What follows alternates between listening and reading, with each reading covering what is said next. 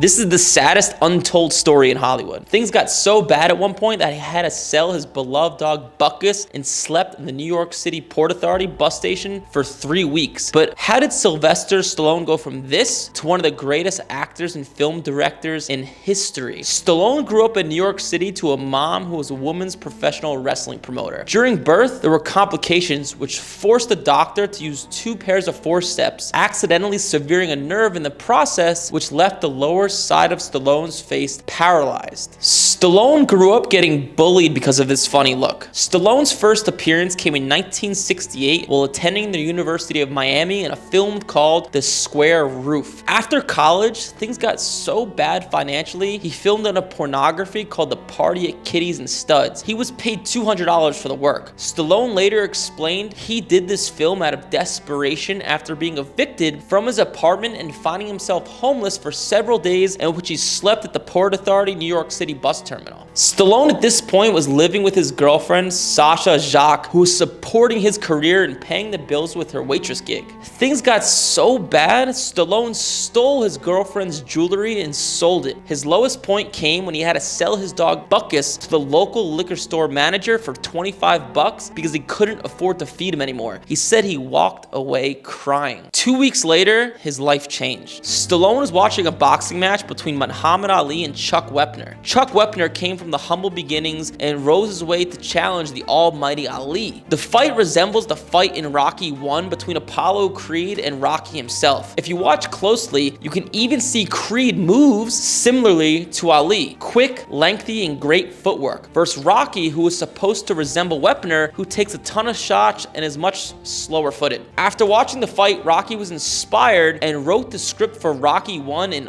only 3 days. The script was 90 pages and only a third of it was actually used. Stallone brought the script to a studio and they offered him $250,000 for it. However, there was one problem. Stallone was hell-bent on starring in it and the studio did not want him to star in it. The studio then offered him $350,000 for the film, but Stallone still said no because he could not be the star. Stallone was quoted with saying, "I thought, you know what, you got this poverty thing down. You really don't need much to live on. I sort of figured it out. I was in no way used to living the good life, so I knew in the back of my mind that if I sell this script and it does very well, I'm going to jump off a building if I'm not in it." Eventually, the studio gave in and gave him $35,000 and told him he can star in it. They gave him a measly budget of $1 million, which was very low for a film in those days. And Rocky 1 was filmed in 28 days and came in under budget because Stallone used friends to be in the film and used handheld cameras as well. When the movie started getting screened around Hollywood, it started to get positive reactions from the crowd. But the real test was when it screamed at the Directors Guild in front of 900 industry types. The theater was packed, but the movie was playing terrible. Stallone told Michael Watson the laughs weren't coming when they were supposed to, the fight scenes seemed to be listless, and I just sat there as everyone left the theater and I couldn't believe it. I really blew it. I was humiliated, saddened by it. So I walked down 3 flights of stairs out of the theater and everyone from the theater was standing out there waiting for me and they started to applaud. I mean, truly applaud. I'll never experience a moment like that again in my whole life. Rocky 1 generated over $200 million at the box office and was followed with 5 more Rocky movies and a sequel series called Creed. Rocky was one of the most unlikely successes in filmmaking history and is a direct result of Stallone's ability to not give up. In 1982, Stallone starred as a Vietnam veteran, John Rambo, in the first action film First Blood. First Blood was based on a book written in 1972 by David Morrell. Stallone is credited with severely altering the film during its production, and critics gave Stallone credit for making the character of John Rambo seem almost real. Part of the reason Stallone saw so much success is because how in character he became. Stallone was known for employing a rigorous training regimen, working out 6 days per week and sometimes twice per day to have these Rambo and Rocky characters come to life. In 1977, Stallone and Arnold Schwarzenegger met each other at the 34th Golden Globe Awards. Rocky was nominated in 6 categories and came short in all but 1. Arnold was nominated for New Star of the Year for Stay Hungry, which which he won. Arnold laughed at Stallone when he lost in several of the categories, and it said that when Stallone won Best Motion Picture, he threw a bowl of flowers at Schwarzenegger. And it's said that Drago, the character in Rocky IV, was inspired by Stallone's hate for Schwarzenegger, as Drago had similar traits to Arnold: robotic, a muscular villain with a strange accent, and a similar smile to Schwarzenegger as well. Eventually, the two made up, and Stallone donated $15,000 to Arnold's re-election campaign in 2005, and they started in a few movies together as well in the 1990s. All this success didn't come without a cost to his personal life. Stallone has been married 3 times, and the lowest point in Sylvester's personal life came July 13th, 2012, when his eldest son died. Some rumored his death was due to drug use, but it turns out he had a prescription bottle of pills by his body from his dental surgery that took place a week before. Sylvester was heartbroken by these rumors, knowing the real cause of death was a heart attack, and he said this is in reference to the speculation and questionable reporting surrounding the death of my son Sage, because when a parent loses a child, there is no greater pain. Therefore, I am imploring people to respect my wonderfully talented son's memory and feel compassion for his loving mother Sasha, because this agonizing loss will be felt for the rest of our lives. Nevertheless, it shouldn't go unnoticed Sylvester Stallone's incredible accomplishments. A broke kid from New York with a funny look into one of the highest grossing movie stars of all time. We could all learn a thing or two about being relentless in the pursuit of greatness. If you enjoy content like this,